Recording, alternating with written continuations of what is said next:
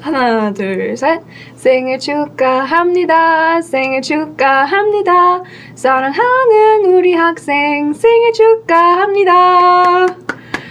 Even if today is not your birthday, it will be your birthday at some point during the year, and it might be your friend's birthday, or your mom's birthday, or your dog's birthday, or classmate's birthday. So if you go out to dinner, if you learn how to sing the birthday song in Korean, you can embarrass your family and friends in a different language. Just replace this blank here with their name and you're set. Why are we talking about the birthday song in Korean? It's because today we're talking about age, or 나이. This is what we're mainly focusing on, and this is what you absolutely have to know to understand your textbook. The later half of this video is not as important, but this you absolutely have to know. This is counting age using the native Korean numbers. So 하나, 둘, 셋, 넷, so on and so forth, using the counter 살. And if you remember anything about counting with native Korean numbers that have counters, it's that, numbers 1 through 4. You remember the special thing about these is that you have to drop the last letter from these numbers. So instead of 하나 살, 둘 살, you have to drop the letter to make 한 살, 두 살, 세 살, 네 살. And this also applies to 11 through 14, 21 through 24, 31 through 34, so on and so forth. So, another thing about Korean native numbers is that you have to learn a new word for every tens unit. It's not like Sino-Korean where you can just say 2 tens, 3 tens, 4 tens.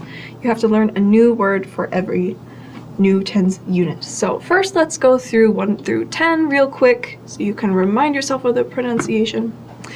한 살, 두 살, 세 살, 네 살, 다섯 살, 여섯 살, 일곱 살, 여덟 살, 아홉 살, 열 살, 열한 살, 열두 살, 열세 살, 열네 살. For 20살, 20, you do have to drop the lil here just for this one, just for 20. You can put it back when you're saying 21. 21살, 22살, 23살, 24살.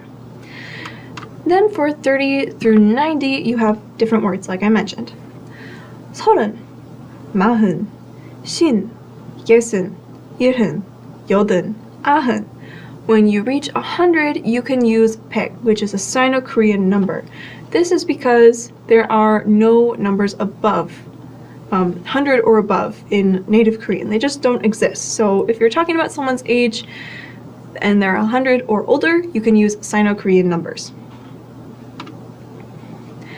This is something that you probably won't be using right away. So if you only have mind space for one thing, it's what we just talked about.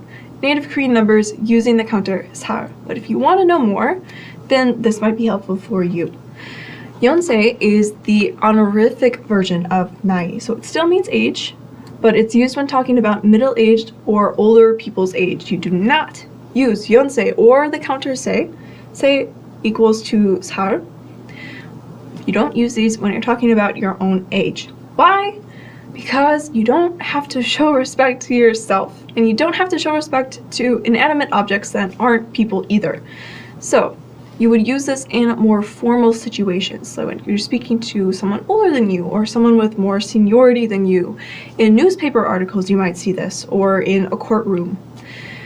And typically, Sino-Korean words, and in this case, numbers with counter se, are considered more formal than native Korean words or numbers and the counter 살. So that's why we switch to using Sino-Korean sometimes when we're in more formal situations. So here, this is one of the most polite ways you can ask someone for their age. In this case, their father. 아버지께서는, 께서는 is the honorific form of the topic marker, 는. 연세가 어떻게 되세요? One of the most formal, polite ways you can ask someone for their age. 나이가 어떻게 되세요? 연세가 어떻게 되세요? And you can respond with native numbers, saying 81살이세요. 여든, 80, 한, 1, 81 years old. 50세입니다. 50, 세, years old. I am 50 years old. This is using Sino-Korean numbers. Blink-182 wrote a song about how nobody likes you when you're 23살. IU also has a song about being 23살. Aurora from Sleeping Beauty was 16살 when she pricked her finger on the spinning wheel and fell asleep. IU has another song called Palette about being 25살, 25. Taylor Swift wrote a song called 22살 when she had not much going on at the moment. And to be president of the United States, you have to be at least 35살. To be president of South Korea, you have to be at least 40살.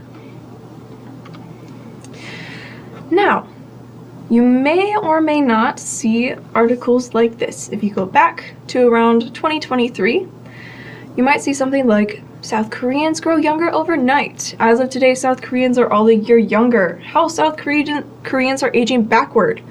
Or this opening to an article that says, more than 51 million people in South Korea awoke on Wednesday, that's, I believe, June 28th, 2023, to find themselves a year or two younger, at least according to the law. How is this possible? Witchcraft? No. In order to understand these articles, we need to understand age before June 28th, 2023. Koreans actually have 3 different age systems that they have used. And after this date, they switched a bit. So now they usually use international age, except in certain government or, educational situations. But these were the 3 age systems that they used prior to 2023. International age is the age system that we are familiar with, probably the only one that you know, which is where people are 0 years old when they're born, and then they turn a year older on their birthday. Korean age is when people are considered 1 year old at their birth. So as soon as they're born, they're considered 1 year old. This is to make up for the 9 months that they spent in their mother's womb. And then they turn a year older every January 1st, not on their birthday. So all Koreans would collectively turn a year older every January 1st. The hybrid system, 나이, incorporates the 0 years old at birth from international age and turning a year older every January 1st from Korean age. So they don't turn a year older on their birthday, but collectively every new year. This hybrid system is calculated by subtracting the current year from their birth year. So if the year is 2024 and you were born in 2000, you would be 24. So according to these age systems, every Korean was at least 1 year older, if not 2 years older, depending on their birthday. And this did have a logical reason, because then everyone born in the same year were the same age. This made sense for military conscription, because every able-bodied Korean man has to serve a certain time in the Korean military. And it also meant that everyone born in the same year could enroll in school together. This also meant that every Korean turned a year older on January 1st, and depending on someone's birthday and which age system that they were using, the same person could say that they were 20, 21, or 22, so they would have 3 different ages to choose from at most. This does mean that if you were born on December 31st, you were considered 1 year old, if you're not using the international system. Night passes, sun rises. It is January 1st, and you are now considered 2 years old, even though you were born yesterday. Yes, this is confusing. To minimize confusion about what age system to use, some Koreans would just give the year that they're born and then let the listener do their own conversions and the subtractions to figure out what age that the other person is. So these are all different ways you can ask for someone's age. 나이가 어떻게 되세요? Very formal. 몇 살이세요? 몇 년? What year? 생 is born. So 몇 년생이세요? Honorific. What year were you born? And you can respond by saying the last 2 digits of your year and then 생 for born. So 04생이에요. I was born in 04. 98생이에요. I was born in 98. 75생이에요. I was born in 75. In Korea, 19, international age, is considered the legal age for drinking and smoking. But this is more under the hybrid system. So you are considered legal from the January 1st of the year that you turn 19 in your international age, even if your 19th birthday hasn't actually passed yet. So if it's February and your birthday is in June, you are still legal. Even though June hasn't passed yet, you turn 19 in this year, so you are considered old enough for this. 18 is the legal age for military service, driving a car, voting, running for mayor, governor, or a member of parliament. For president, you do have to be 40, like we mentioned earlier. And this is also under the hybrid system, 나이. So you're legal from the January 1st of the year you turn 18 in your international age, even if your 18th birthday hasn't passed yet. So you can sign up for military service in January, even if you don't turn, I should say 18, even if you don't turn 18 until November. Why are we talking so much about age? Why does it matter? Why do we have to know people's ages? Isn't that rude to ask?